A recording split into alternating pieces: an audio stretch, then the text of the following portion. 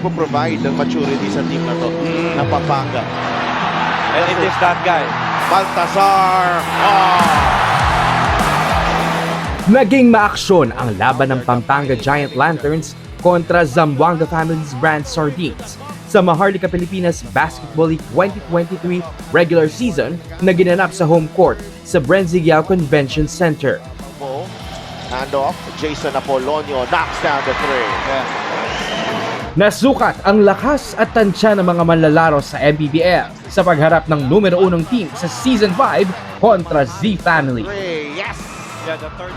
Mga kabalen, big battle kung may tuturing ang laban ng Pampanga Giant Lanterns kontra Zamboanga Family's brand Sardines dito sa MPBL.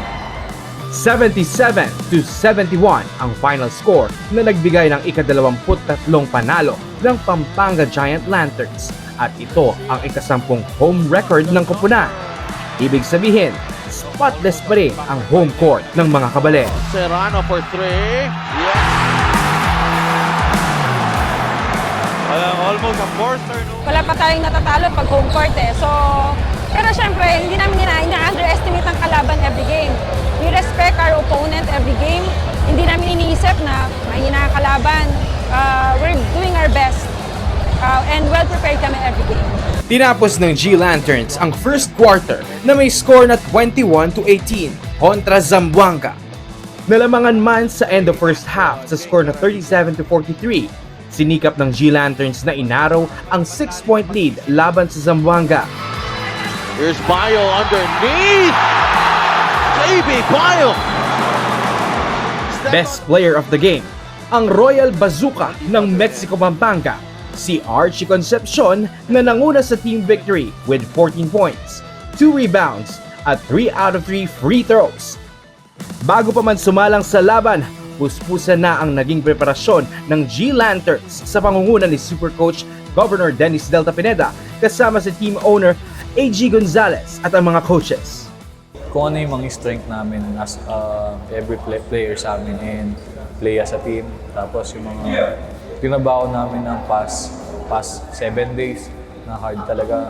So yun, kailangan lang namin i-execute lahat ng tinuro sa amin. Bukod sa passion ni Gov Delta sa basketball, full support din siya, hindi lang sa professional growth ng mga atleta.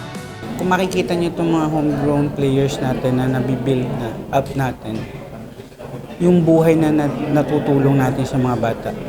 Same time, proud tayo mga Kapampangan dahil once na umabot na doon sa higher league, pag sinabing ganitong pangalan, oy, Kapampangan yan, oy, Kapampangan yan. Archie drives, Archie lays it in.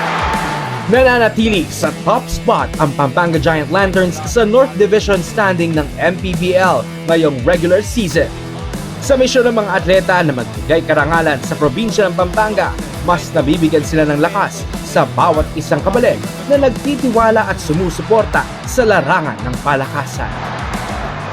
Sa ating po mga minamahal kong Kapampangan at mga basketballista na talagang panatiko dito, sana suportahan nyo itong Pampanga G Lanterns at maging proud do tayo dahil Kapampangan itong sinusuportahan natin at pag-pray natin na mabigyan mo tayo na makapagbigay ng karangalan sa probinsya.